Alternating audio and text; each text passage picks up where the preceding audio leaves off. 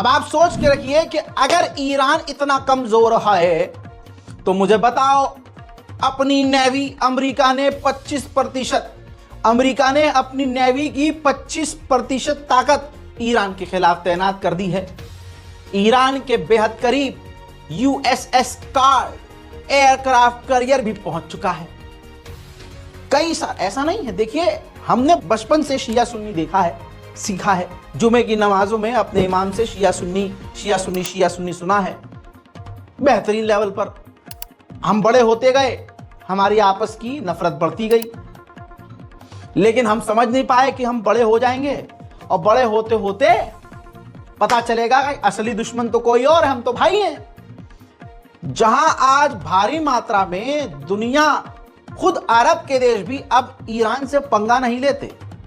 फिलिस्तीन के लोग ईरान को शुक्रिया अदा करते हैं। भाई फिलिस्तीन के लोग सुन्नी हैं, लेबनान के लोग भारी मात्रा में सुन्नी, सीरिया के लोग भारी मात्रा में सुन्नी, तवज्जो है। लेकिन उनके लिए लड़ने मरने और अपना नुकसान करने वाला ईरान, शिया मुल्क। ये चीज अब इंटरनेट के जरिए जब सुन्नियों को समझ में आई, हम जैसे तमाम लोगों को समझ में आई, तो हम लोगों ने ईरान को उसके धर्म या उसके धार्मिक मानसिकताओं के ऊपर एक्सेप्ट नहीं किया। हमने उसको जियोपॉलिटिक्स के लेवल पर कबूल किया कि हाँ इसकी पॉलिटिक्स अच्छी है। बंदा नहीं झुकता तो नहीं झुकता, कुछ भी हो नहीं। जहां हमने अरब और ईरान को कंपेयर किया, दुनिया ने देखा, महसूस किया कि भाई अरब की जो ये गवर्नमेंट है ये सही नहीं है भाई। खासकर फिलिस्तीन के मामले में सब क्लियर हो गया। लेकिन इसके बावजूद अभी भी भारत, पाकिस्तान, नेपाल, बांग्लादेश में ऐसे तथाकथित मुसलमान हैं जिनको ईरान का नाम पसंद नहीं है। क्यों? क्योंकि उनकी मां ने उनको दूध पिलाते ही सिर्फ शिया और दूसरी कम्युनिटी माइनॉरिटी से नफरत करना सिखाया। आज हम कहां पर हैं भारत में देख लो। ये मैं कह रहा हूं हमारे घर की लड़ाई है कि आप सहाबा पे लड़ो, पैगंबर पे लड़ो या किसी और पर लड़ो। हमारे वो घर के अंदर का है मामला। हम हैं तो सगे, दो सगे भाइयों में मार कुटाई हो जाती है, क्या रिश्ता खत्म हो जाता है? बुरे वक्त में वो एक हो जाते हैं।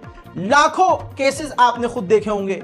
दो सगे भाई जिंदगी भर लड़ते रहे, हमेशा लड़ते हैं, 12 माह लड़ते हैं, लेकिन जब दोनों में से किसी की जान पर बनाती है ना, तो दोनों ऐसे मिल जाते हैं कि दो जिस्म एक जान, और दुश्मन की ऐसी की तैसी की ऐसी कर देते हैं।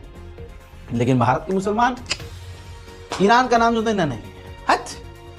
तो भाई एक बात बताओ, अरब के टट्टी, तुम्हारा अरब क्या कर रहा है? आज मोहम्मद बिन सलमान एक्शन में आ जाए, पूरी दुनिया क्या ईरान खुद सऊदी के आगे झुक जाएगा कि हाँ जी भाई साहब बहुत बढ़िया काम कर रहे हो, हम आपके साथ हैं, अप्रिशिएट करते हैं।